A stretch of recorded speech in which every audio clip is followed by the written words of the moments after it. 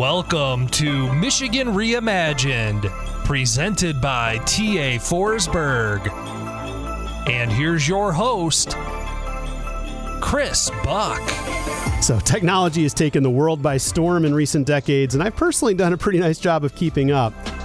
But for this host, I got to tell you, artificial intelligence has me spun. So luckily I have guests and friends in the community that can kind of share with me what's going on. So today we learn together. And we have the managing partner for Wagoner Financial, Eric Wagoner, here to shed some light on AI. Welcome back to the show, Eric. Great to be here, Chris. So let's talk just real quick about your firm. So Wagoner Financial, like what kind of offerings do you have? What types of clients do you have in your portfolio? Yeah, so we typically work with three types of clients. Young families, we call those our prosper clients. Those would be families that are young people or young families. Their financial goals are ahead of them. They're using their income to build assets so that one day that they can retire. Our other types of clients would be our pre-retirees. We call those our venture clients. They already have assets, so they're using those assets to generate an income for them so that they don't have to work in retirement. And then our third type of client would be our enterprise clients. Those are our businesses that we work with. Got it. Okay. And so you're also an adjunct professor at MSU, is that right? That's correct. So, and what do you teach there? Financial literacy, or I mean, what's your curriculum? Yeah, my role there has evolved. I started off teaching insurance, okay, and then financial crises, and now I teach quantitative finance and financial risk management. So it sounds really boring, but it's actually really fascinating. I can imagine. Yeah. So quantitative finance is about pricing things like calls, puts, stocks, bonds, okay, mathematical modeling of pricing those things. And then financial risk management is more bank regulations. When things get bad, how bad did they get? Got it. Okay. And gosh, in the last 15 years, we've seen all ends of that spectrum. That's what makes it fascinating. Right. Just to be able to pull something from the headlines this morning and do a deep dive into that topic in the afternoon. It's really great. Got it. So how does your career and your being a professor, how does AI spin in on this? So artificial intelligence or AI, what is it in a nutshell, and why is it important for you doing what you do to be on top of this? Well, that's a great question, actually. I stumbled into it on accident, and it's because the mathematics that we use in quantitative finance, it's not very old, maybe 20, 25 years old. There's new techniques coming out in finance that have found applications now in artificial intelligence. A lot of the math is the same. A lot of the techniques are the same. And so that's how I stumbled into it. I was teaching finance and just found myself, just YouTube was serving up AI videos all of a sudden. Right. And so I started to see the connection there. So that's how I got into it. But it's a good question about our firm is about financial planning, investments. What does that have to do with AI? And that's one of the topics that I wanted to hit today, is that I think every firm, no matter what you do, is going to have to get real familiar with AI in the future. It doesn't matter how far away or how far afield you think you are from what's going on. It's going to be right in your face in the future. So, and it seems like there's a massive groundswell right now, like something kind of broke through AI. I mean, people have heard artificial intelligence, AI has been out there, and it's all, robots being humans, and like all the sci-fi movies, and there are things like that I think most lay people would say is AI. I'm using air quotes here for those listening on podcast formats. But what has happened in the last months to make AI a headline? So what is AI as it's being discussed here today? Well, two things have happened. The first one is that we often think of AI as teaching computers to think. But what's happened in the last couple of years is we've learned to teach computers to learn, which is a very different phenomenon. Teaching the computers how to learn versus teaching them how to think. Teaching them how to think is about giving them protocols and algorithms and saying, hey, when you see this, do this. Okay. But teaching them how to learn is saying, hey, here's a bunch of data, figure it out for yourself. And we found that those algorithms are much, much more powerful. That's what's happened in the last couple of years. And what's happened in the last couple of months is, I think everyone's heard of ChatGPT. I've never seen something take off like ChatGPT. Well, right. And I was at a conference the other day where an economist was talking about a bunch of things that are going to affect the near term, the near future. ChatGPT, talk about what it is, because he mentioned how fast they got like 100 million users or whatever it is, but what exactly is ChatGPT? Absolutely unreal. Well, ChatGPT is a large language model, and but let me get into think about GoToMeeting. Okay, GoToMeeting was a technology that we always had, Okay. right? Are you familiar with GoToMeeting? Yeah. Okay, and but people didn't use it very much. You know, I've had the ability to Zoom with clients for 10, 15 years, or at least 10 years. Right. But clients didn't know it existed, so we never did that. But it wasn't until COVID where all of a sudden something, you have an exogenous shock and something forces people to use the technology. And then all of a sudden you have an inflection point. So now everybody Zooms. You can't live without Zoom. Right. All of our clients want to Zoom. Our retiree clients, they don't want to come to the office anymore. Can't we just Zoom on the computer? Right. So that's what's happened with ChatGPT. I mean, that's what I would say is the big phenomenon associated with ChatGPT is that it's caused an inflection point with AI where it's not that the techniques are so new, it's that no one was aware that they existed until about November of last year. Got it. Okay. So, what are the current applications? Yeah. For AI, because when you say social media, that's a kind of a macro thing, and then you have brands like Facebook and Instagram and LinkedIn and Twitter. Is artificial intelligence also a similar kind of umbrella, or is it a brand? I mean, so what are the brands associated? What are the daily applications of AI that we live with right now? Oh my gosh, they're everywhere. So one of the things, when we say AI, we often say artificial intelligence, and I prefer the term augmented intelligence. Okay. Right? Because the simplest examples of AI would be your alarm clock. I mean, that's something that your brain used to do for you. Hey, it's time to wake up. You get up. But now you've outsourced calendar reminders. Right. Think about all the things that your brain can do, but you've outsourced to a machine. Okay. Just as simple as a calendar reminder. But now what you're seeing is that now it's so ubiquitous, it's almost hard to spot. I'll give you a couple examples. First off, Facebook. Facebook tells you when your friends have birthdays. Right. Facebook reminds you of your memories. Okay, Amazon, they tell you what you are going to like, and they're right. Right. But think about what's going on there. I mean, they're reproducing your neural network inside of their machine, and they're saying, well, Chris likes podcasts, so here's some more of them.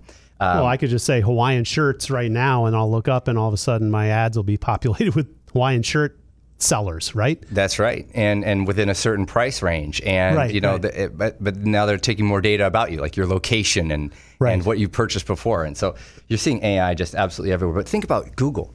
When you type an email, right? Yep. Google finishes your sentences now. Yes. I mean, they know what words you're going to use. And so we're seeing AI being, just showing up in places where you wouldn't otherwise, you don't even notice it's happening. Right.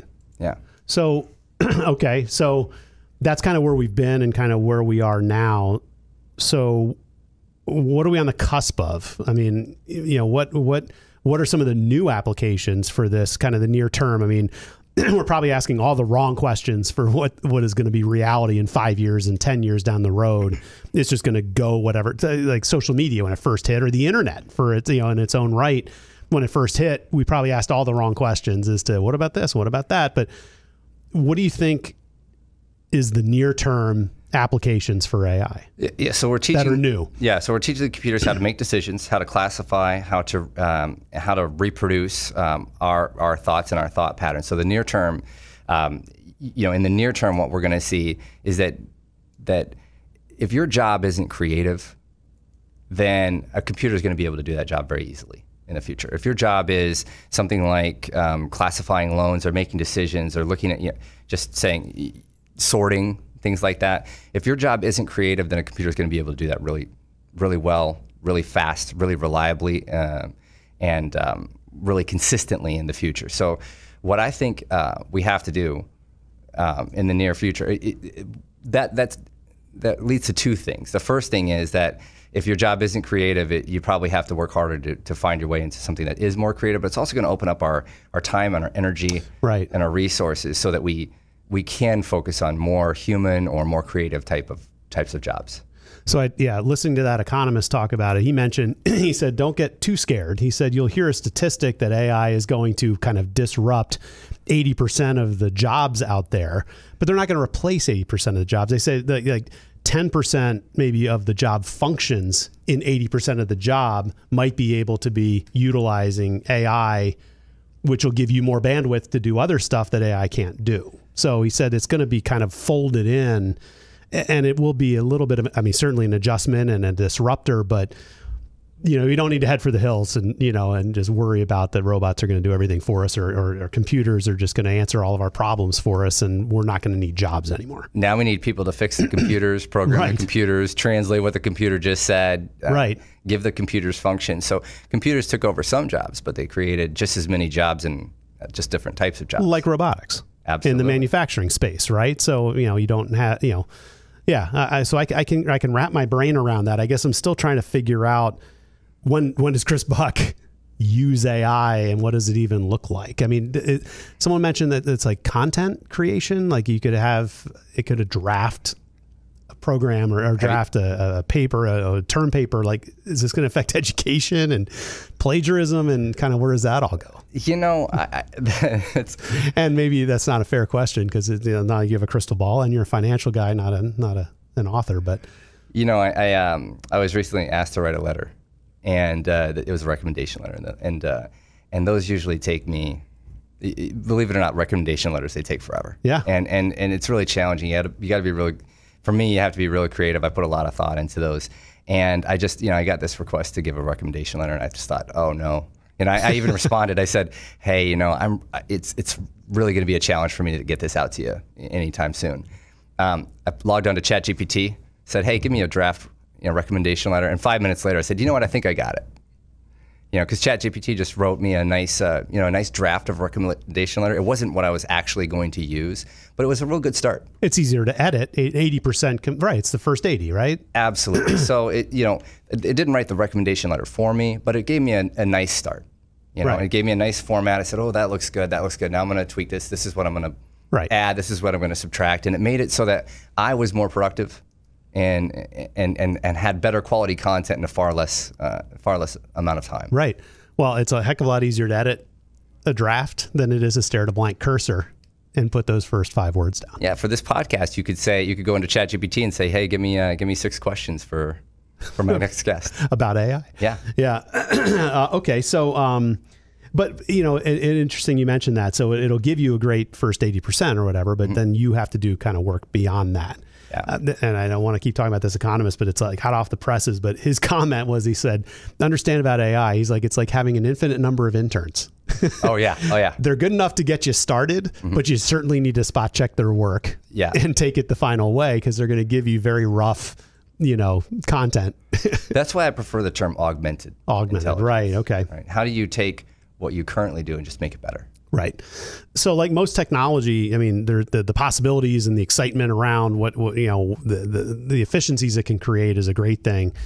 But then there's also kind of some scary components. Like, what are the experts worried about? Are there things that that we're worried? And I guess I'll spin into it. Are there regulations that are in place now, or is that going to kind of come in lockstep with the advancements? And then who does that type of legislation or management? No, that's a great question. So the first thing you'd asked, what are the things to be worried about? And I always, I say this in finance a lot. With every chaos, there's an opportunity, and that's definitely true in the stock market. That's true in the economy. Every chaos is an opportunity, and every time you see something disruptive, you really should be asking yourself the question: how can I take advantage of that? Right. And so, there's a lot to worry about with AI, but we want to try to spin it into how do I take advantage of that? So obviously the concerns are we can impersonate humans. You can go on online right now and recreate your voice. It's going to sound a lot like you. You had asked how long will it be before my job is right. Right. There was a song, like someone replicated, I think, Drake and The Weeknd. Oh yeah. And put out a song that they had nothing to do with. And it got taken down because clearly there's copyright violations and things like that. Donald Trump being arrested on the day that they thought he was going to be, taken into court in New York City about a month ago. They showed like this deep fakes or whatever they call it. That's all augmented intelligence, right? Yeah, we had the Wall Street Journal article the other day about a gal who recreated her voice and convinced her dad to give her his social security number. Yeah. Because he couldn't tell the difference between her voice. Hey, Dad, I need this to get through firewalls on something. And okay. Yeah. So, and that's a problem, obviously, because trust is, I won't get into it, but really the ability to trust one another and trust our outcomes is one of the things that makes the United States and other developed economies really wealthy. Right. So we don't have time to go into that, but the ability to trust, the ability to control, if you play chess, humans have no shot at beating a computer anymore. Right. I don't know if you play chess, but I know how. I have no strategy or any of that stuff, but I've seen Queen's Gambit, and Yes. So IBM developed a computer program that beat the world's best chess player, Garry Kasparov. And nowadays, if you play chess, I think people were afraid of that. Right? What will happen? Will people stop playing chess once computers can play it better? And now computers are so good at playing chess that they have tournaments where the computers play each other. Now, it's not true that I am a better chess. It's not true that I can beat a computer at chess. I can't. I have no shot at doing that. But I'm a lot better chess player now that the computers teach me how to play chess. Okay. So it's not all downside. It's not all downside, and I think that you have to play that mental game with, hey, if computers can beat me at chess, does that mean that chess has no meaning? Well, now the computers can teach me to play chess. Maybe I'm better at strategy. Maybe I'm better at how do I take that? I play chess because it teaches me about how to strategize and how to win, and I use that in business, for instance. Absolutely. But I think that the biggest concern, and I am concerned about this, is evolution. I mean, evolution doesn't have a lot of tolerance for, waste and inefficiency. And I think that if you're listening to this, or if you're trying to stay abreast of what's going to happen, I mean, you got to figure out how, as a human being in the future, you're going to be able to keep yourself relevant. I think we all have kids. How are they going to be able to compete against computers in the future? Right. And that's a question everyone should be asking themselves. Well, to go a little sunshiny on us, I want to give a shout out to one of our sponsors here. So when it comes to creating commercial and residential spaces, there's no one I trust more than my friends at the Forsberg Real Estate Company. Brent Forsberg and his team take a holistic approach to creating an environment that suits your needs while creating a foundation for a prosperous community. Since the 1950s, Forsberg has been a name to trust if you're looking for a partner on a project, to occupy a great space, deliver work, or simply follow one of the great thought leaders of our state. Reach out to my friends at Forsberg Real Estate Company by calling 517-349-9330 or check out their website at lansingrealestate.com. You will not regret it. So talking about building communities and investments and all that kind of stuff, are there brands? I mean, we talk about this chat. Is it GBT or GPT? GPT. Okay. And what does that stand for? I don't know, actually. That's okay. Yep. And is that a brand? I mean, is that a company? Well, ChatGPT is owned by OpenAI, which is a major investment by Microsoft. So I would say that if you're looking at, if you are looking at some of these, big companies, Jim Cramer, bringing this back to investments, he had these stocks called FANG stocks, Facebook, Amazon, Netflix, and Google. If you look at what those stocks are really doing, or what those companies are really doing, these are, Facebook. It doesn't seem like it, but Facebook is. I mean, what's Mark Zuckerberg working on right now? Artificial intelligence. He's shifted from the metaverse to artificial intelligence, or at least in his, in his language. That's what he says he's right. Focused on. Microsoft. These companies have become successful because they have caught this wave, right, of AI, yep. and they have ridden it to success. So the names that you would associate with AI, you might not associate them with AI, but they're very familiar names. Microsoft, Apple, Facebook, Google. What they are doing is they are taking these AI techniques and they are developing them and using them to make money. So that would be the first thing I would say about brands that use AI. I mean, Google is Google because of AI. Right. Facebook is Facebook because of AI. And so that's how these brands became the brands that they are. But there are companies like Palantir. I don't know if you've heard of Palantir. Mm-hmm. Palantir's tagline is AI for every decision. That's scary. Well, face value. It's funny that you say that's scary, because who do you think their biggest customers are? Government. Okay. And so you're going to see more companies like that get real great at these supervised, unsupervised, clustering algorithms, decision-making algorithms, decision trees, companies that just specialize in AI techniques, and they're going to be performing services for McDonald's, or for maybe your podcast, or for whatever. So Palantir is a good example of a company that's on the cusp, but their entire product is AI. Got it. Well, I could talk to you all day, but we're starting to get kind of up against the clock. Let me ask you just a couple follow-up things real quick. So where would you recommend listeners go to get information about AI? Is there a trade journal or is there a platform where people can kind of follow this a little bit more closely if they wanted to? Well, I'll just give you 3 simple things. First off, if you want information about AI, ask the AI. So you can start doing Google searches or go on YouTube. And if you just start, I find that this is a underappreciated form of learning, right? You just start searching for AI on YouTube, and it will start serving you up the most relevant AI topics, and you can research there. If you're interested in a book that goes into a little bit more deeper dive, I recommend Machine Learning for Business, written by John Hall. And if you just want a cursory,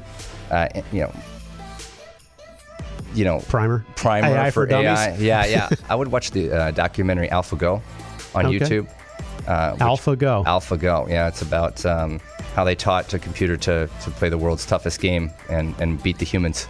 Got it. Well, we've been talking to Eric Wagoner, the managing partner for Wagoner Financial. How can people get in touch with Wagoner Financial? Go to WagonerFinancial.com. That's the Wagoner-Financial.com. So fantastic. Well, Eric is one of our wonderful sponsors, so check out WagonerFinancial.com, and don't forget about LansingRealEstate.com for T.A. Forsberg. Eric, thanks for joining me here today. Thanks, Chris.